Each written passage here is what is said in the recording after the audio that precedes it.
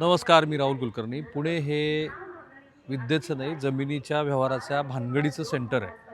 आता बघा, ती पार्थ पवारांच्या जमिनीची भानगड काय अजून संपलेली नाही.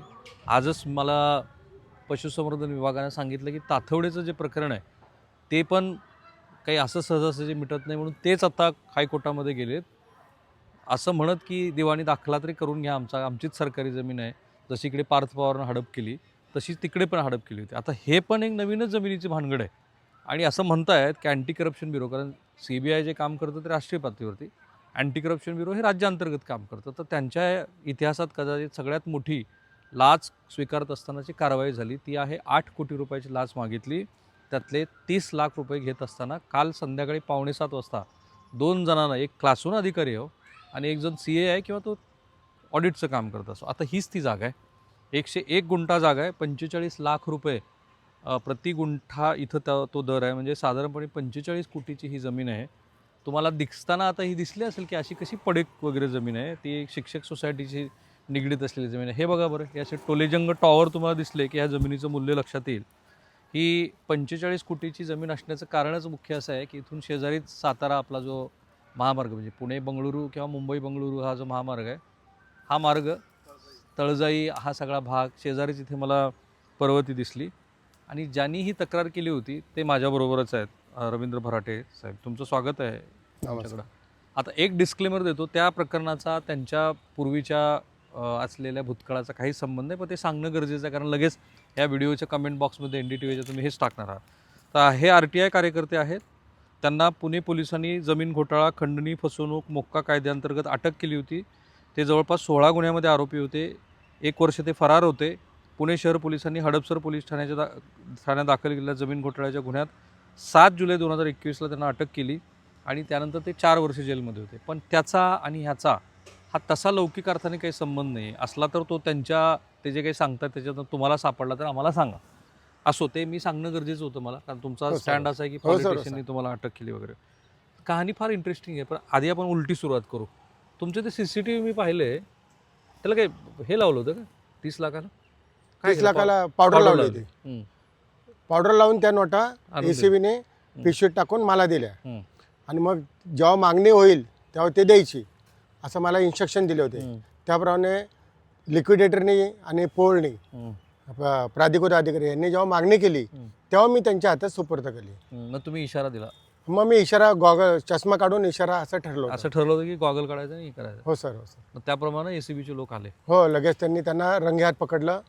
सगळेच लाईटमध्ये अंधारात हात धरून त्यांची चौकशी चेक केलं. त्याच्यावर ते पावडर, अँथ्रासिन पावडर आढळून आली.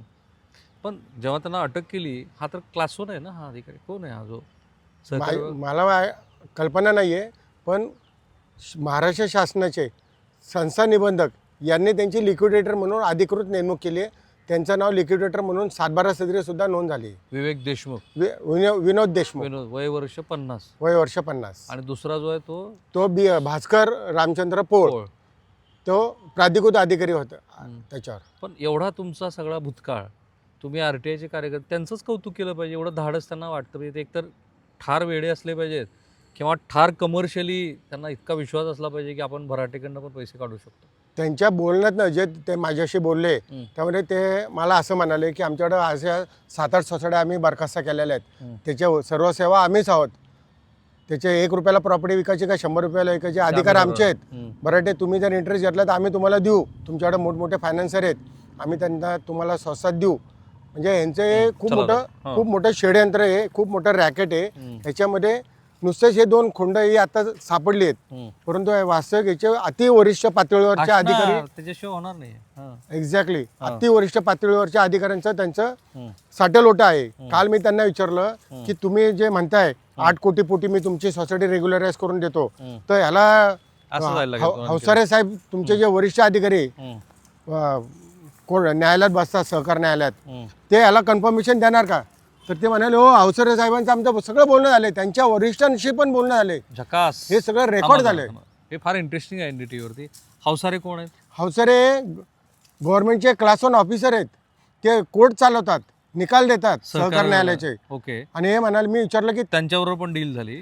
हो. हे म्हणाले की आमचं, मी त्यांना विचारलं तुम्ही लिक्विडेटर आहात, तुम्ही जास्तीत जास्त आमची विल्हेवाट लावतात, पण कन्फर्मेशन कोण करणार हां की तुम्ही माझं जे रेग्युलराईज पैसे खाऊन जे करणार आहे काम रेग्युलराईज कोण करणार? तर ते म्हणले आमचं अवसरे साहेबांशी बोलणं झाले, जे न्यायाधिकृत प्राधिकरण आहे त्यांना पण मॅनेज त्यांना पण मॅनेज केले म्हणले आम्ही, त्यांच्या वरिष्ठांनी पण केलेलं आहे. ते कोण आहे त्यांच्यावर आता ते साखर संकुलला बसतात, कोण जे त्यांची नावं नाही माहीत, त्यांची नावं नाही माहीत मला. रेकॉर्ड झाले हो, ते सगळे रेकॉर्ड झाले, ते एसीबीने रेकॉर्ड करून घेतले. अशी पहिली साखळी आहे तो ऑडिटर आणि तो तुमचा जो लिक्विडेटर.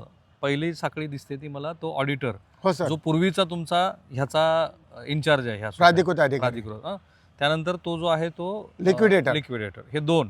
त्याच्यावर जे प्राधिकृत वाला अवसारे. आहे अवसारे, आणि त्याच्यावर आणखी अवसरे गव्हर्नमेंट क्लास वन ऑफिसर, त्याच्यावर किती लोक आहेत? त्याच्यावरती 2 असतील, म्हणजे एकूण 5 लोकांची ही साखळी आहे. हो, करेक्ट. आणि त्या 5 जणांना कोणतरी मंत्रालयातनं ऑपरेट करत असू शकतो. त्याशिवाय एवढी डेअरिंग 8 कोटीची खंडणी, भारताच्या इतिहासातली सगळ्यात मोठी लाच मागितल्याचं गुगलवर सर्च केलं असता दिसून येतं.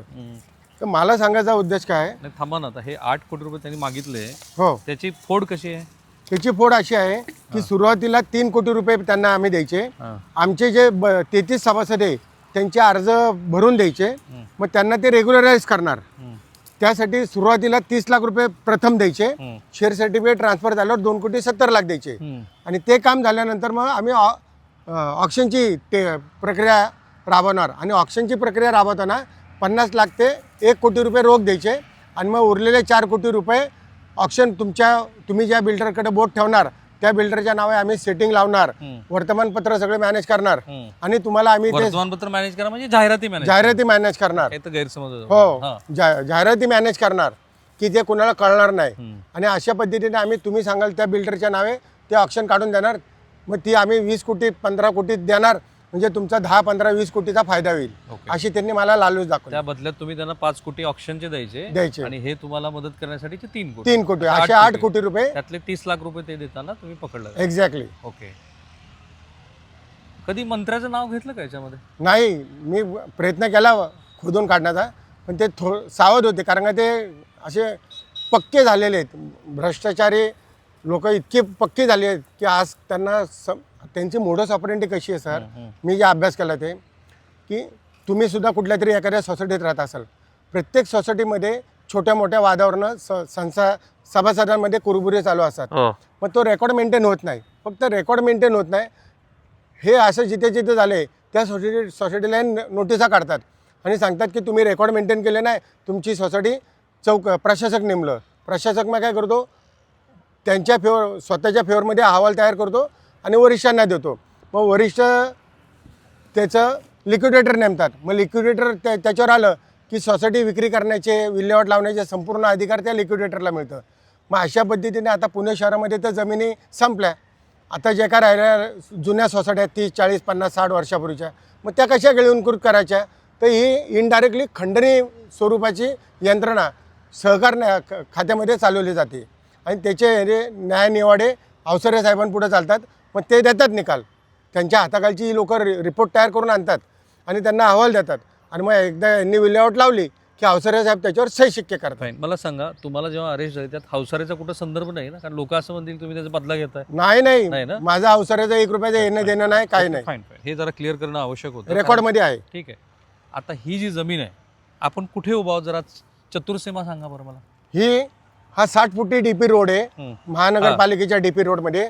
ही जी भिंत दिसते समोर, ही विणकर सोसायटीची भिंत आहे. ह्याला लागून 60 फुटी रोड आहे, डीपी रोड. आता हा डीपी रोड आहे, हा जो आहे तो DP road, exactly DP road आहे. म्हणजे कॉर्नर प्लॉट, कमर्शियल प्लॉट. आता हा चतुर्सीमा झाली, हा विणकर सोसायटी, हा डीपी रोड. पुढे इथून एकूण 2.5 एकर जमीन आहे, आणि ही पलीकडची हद्द अशोक कोळींनी बांधली, बांधकाम व्यावसायिकांनी. ही शेवटची हद्द. तर अशी चौकनी प्लॉट आहे चांगला. ह्या ज्या टोलेजंग इमारती आपल्याला दिसत आहेत, हे ह्यातलं कुठलं कमर्शियल एस्टॅब्लिशमेंट आहे ह्याच्यामध्ये?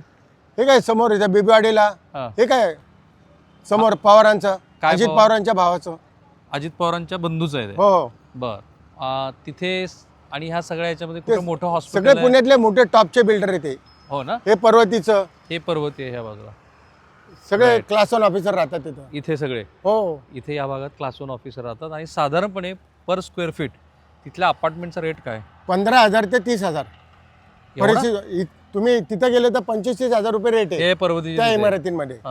आणि 15,000 त्याच्या आत फ्लॅट मिळतच नाही. तुम्ही कुठेही चौकशी करा. काय सांगता? हो, खूप हा तर कमर्शियल प्लॉट झाला आहे, मॉलचा प्लॉट झाला. आलं तुमच्या लक्षात की हे का महत्त्वाचं आहे? हे 8-8 कोटी रुपये कसे मागितले जात आहेत आणि त्या ज्या कुठल्या न्यायाधिकृत अधिकाऱ्याचं नाव सांगितलं, आय होप की त्याच्यावर पण काही मोठी साखळी असावी. पण खरी कहाणी इथं संपलेली नाही आहे. खरी कहाणी आत्ता सुरू झाली आहे. ती कहाणी आहे एखाद्या सोसायटीमध्ये किती भानगडी होऊ शकतात त्या भानगडीची. पण तुम्हाला लक्षात आलं असेल की मी कुठे उभा आहे, काय एक्सप्लेन करतो आहे तुम्हाला. आणि मग पुण्यातल्या ह्या सगळ्या भानगडीमध्ये गुंडपुंड कसे आले, राजकीय नेते कसे आले, ते कसे जमिनी हडप करायला लागले. कारण ह्या जमिनीला सोन्यापेक्षा मोठा भाव, प्लॅटिनियम वगैरे, गोल्ड बिल्ड अजून काय म्हणा त्याचा तो भाव आला आहे. मग आता तुम्ही जी मला आधी कहाणी सांगितली ती सुरू होते शिक्षकांच्या सोसायटीपासून. सन 1961 सालापासून. सन 1961 मध्ये 37 मेंबर्स जे शिक्षक, प्रिन्सिपल, प्रोफेसर असे नोकरीला होते. मिडल क्लास लोक होते ही लोक. त्यांनी 61 साली ठरवलं की आपण सगळे एकमेकाला ओळखतो, आपण एकत्रित येऊन स्वतःची भविष्यात घरं बांधण्याच्या दृष्टिकोनातनं एक संसार नोंदणी करू म्हणून एकता कोऑपरेटिव्ह हाऊसिंग सोसायटी नावाची संस्था 1961 मध्ये त्यांनी नोंद केली. त्यानंतर 1968 मध्ये त्यांनी संस्थेच्या नावाने ही 1 गुंठा जमीन रितसर खरेदी करताना विकत घेतली. किती? 1,01,000 चौरस फूट जागा. चला पुढे. सर्व नंबर 10 धनकवडी. परंतु त्या काळात ही नाविकास झोनमध्ये असल्यामुळं शिक्षक मंडळींना ती बांधता आली नाही, म्हणून ते थांबले. कारण का ते चुकीचं बेकायदेशीर कामं करत नाहीत. त्यानंतर 1987ला महापालिकेने याचा विकास आराखडा बदलला. त्यामध्ये इथं .33 मंजुरी दिली. म्हणून शिक्षक लोकांनी ठरवलं की आपण छोटं तुमदार आपलं छोटंसं घर बांधू. म्हणून त्यांनी कागदपत्रांची जुळवाजुळव सुरू केली असता त्यांच्या लक्षात आलं की संस्थेचा मूळ संस्था नोंदणी दाखला हा घाळ झालाय. मग ते काय साधी प्रोसिजर आहे. ते डुप्लिकेट घेण्यासाठी म्हणून संस्था निबंधक कार्यालयात गेले. सावकाश चला, सरळ जायचं आपलं. हो, संस्था निबंधक कार्यालयात गेले. मग त्या कार्यालयात गेल्यानंतर त्यांनी डुप्लिकेट दाखला मागितला असता त्यांना असं सांगण्यात आलं की तुमची एकता कोऑपरेटिव्ह हाऊसिंग सोसायटी ही बरखास्त केलेली आहे. बरखास्त झाली थेट? हो, डायरेक्ट. त्यामुळे त्यांना धक्का बसला. सगळ्या शिक्षक मंडळींनी माहिती घेतली असता त्यांच्या लक्षात आलं की एकता कोऑपरेटिव्ह हाऊसिंग सोसायटी नावाची अजून एक सोसायटी शनिवार पेठेत आहे आणि ती बरखास्त झाली. परंतु संस्था निबंधकचा आंधळा कारभार संस्था निबंधकचा जाणीवपूर्वक केलेला. त्यांनी ह्या सोसायटीला शिक्षक मंडळी बघून यांना त्रास देण्याच्या उद्देशाने त्यांना असं खोटं माहिती दिली. म्हणून त्यांनी त्याविरुद्ध संस्था निबंधक कार्यालय, न्यायालय, ते सहकार मंत्री, महाराष्ट्र राज्य इथपर्यंत अपील केली. ती अपील दाखल केली असता प्रत्येक ठिकाणी पैशाची मागणी झाली. हे शिक्षक मंडळी असल्यामुळं ते म्हणाले आम्ही IAS IPS घडवलेत, आम्ही ब्राईब देणार नाही, आम्ही 1 रुपयाची लाच देणार नाही. त्याच्यामुळे सगळे निकाल यांच्या विरोधात गेले. म्हणून त्या सर्व निकालाविरोधात ते उच्च न्यायालयात याचिका केली. उच्च न्यायालयाने संस्था निबंधक कार्यालयाला जेव्हा बोलवलं तेव्हा त्यांनी सांगितलं की न्यायालयाने विचारलं की तुम्ही कोणती संस्था बरखास्त केली, पिटिशनरची केली का दुसरी केली. तेव्हा हे म्हणतात की सर आम्ही दुसरी केली. पण त्यासाठी यांना 10-15 वर्ष कोर्ट कचऱ्या हायकोर्टापर्यंत शिक्षक मंडळीला रिटायरमेंटला आलेल्या लोकांना यांनी पळवलं सहकार न्यायालयाने, सहकार खात्याच्या लोकांनी. मग त्यानंतर त्यांचे काही आर्थिक अडचणीमुळं घरं बांधू शकले नाही. 2005 मध्ये त्याचे मूळ संस्थापक अध्यक्ष जे होते रामचंद्र साठे, त्यांचं निधन झालं. त्यांना 2 मुलं होती. एक रवींद्र म्हणून तहसीलदार, तो भोसरीला राहत होता, आणि एक राजेंद्र म्हणून त्यांच्याबरोबर राहत होता रामचंद्र साठेंबरोबर. हे शिक्षक मंडळांचे एकमेकावर विश्वास असल्याने काही प्रोसिडिंग बुकवर त्यांनी सह्या करून ठेवलेल्या होत्या विश्वासाने. रामचंद्र साठे चांगले ग्रस्त होते. मग ते मयत झाल्यानंतर त्यांच्या मुलाने काय केलं, त्या कोऱ्या कागदांचा गैरफायदा घेतला आणि स्वतःला अध्यक्ष आणि त्याची सख्खी आत्या इंदुमती नालावडे, जे शिवाजी मराठा स्कूलमध्ये शिक्षक होत्या, आदर्श शिक्षक, त्यांना सेक्रेटरी दाखवलं 90 वर्षाच्या. तहसीलदाराने केलं का त्याच्या दुसऱ्या? राजेंद्रने केलं. तहसीलदाराला तर माहीत पण नाही, काहीच माहीत नाही. आणि असं करून त्यांनी 2005 मध्ये मग या 36 सभासदांना बोलून घेतलं आणि म्हणाला की तुम्ही सगळ्यांनी, मी एक जितेंद्र कन्स्ट्रक्शन नावाची फर्म बघितली आहे, सावंत नावाचं, जितू सावंत, त्याला तुम्ही ही जागा 4 लाख प्रत्येक शेअर प्रमाणे विका. तर यांचं म्हणणं होतं की आम्हाला 5-6 लाख रुपये मिळाले पाहिजे. परंतु हा म्हणला तुम्हाला 4 लाख देतो, तुम्ही घ्या मुकाट्याने जा. मग यांनी ठरवलं, जे सचिव होते, अध्यक्ष वारले, सचिव जे होते गंगाधर बकरे ते जीवित होते. मग त्यांनी ठरवलं की आपण एकत्र येऊन काहीतरी निर्णय घेऊ. मग त्यांनी निर्णय घेतला की आपण स्वतःच एखादा बिल्डर किंवा इन्व्हेस्टर शोधूयात. ठीक, म्हणून या ठिकाणी मी थांबतो, कारण त्यात आपल्याकडे वेळेची मर्यादा आहे. त्याच्यानंतर बराटेंची एंट्री झाली, कारण ते लोक बराटे यांच्याकडे आले. मग बराटेंनी त्यांना रितसर त्यांचं असं म्हणणं आहे की डिमांड ड्राफ्टप्रमाणे प्रत्येकाला 5-5 लाख 33 नवीन सभासद मी इंट्रोड्यूस नवीन केले. ॲड केले. तिथून तो वाद सुरू झाला. मग मधल्या काळामध्ये बराटेंच्या विरोधामध्ये पण बरेच लोक जे सोसायटीचे मेंबर होते 4 त्यातले, ते सहकार विभागाकडे गेले. मग ते चालत राहिले. आता प्रकरण ते पण निकाल माझ्या बाजूने लागले. ठीक आहे. तर मधल्या काळामध्ये बराटेंनाच अटक झाली. त्यांना अटक झाल्यानंतर ते 4 वर्ष जेलमध्ये होते. मग त्यांचं असं मत आहे की ह्या सगळ्या प्रकरणात बाकीची जी बाहेरची मंडळी होती त्यांना असं वाटलं की आपण हे मॅनेज करू शकतो. आणि मग पुढचा सगळा इतिहास जो मी सुरुवातीला सांगितला तिथपर्यंत आला तो. मग बराटे पुन्हा जेलच्या बाहेर आले आणि त्यांनी ह्या सगळ्या व्यवहारामध्ये लक्ष घालायला सुरुवात केल्यानंतर त्यांच्याकडे थेट 8 कोटी रुपयाची मागणी केली. आता हे फेस व्हॅल्यूवरती जशी तक्रार आहे, जसं दिसतं आहे तसं तुमच्यासमोर आम्ही मांडलं.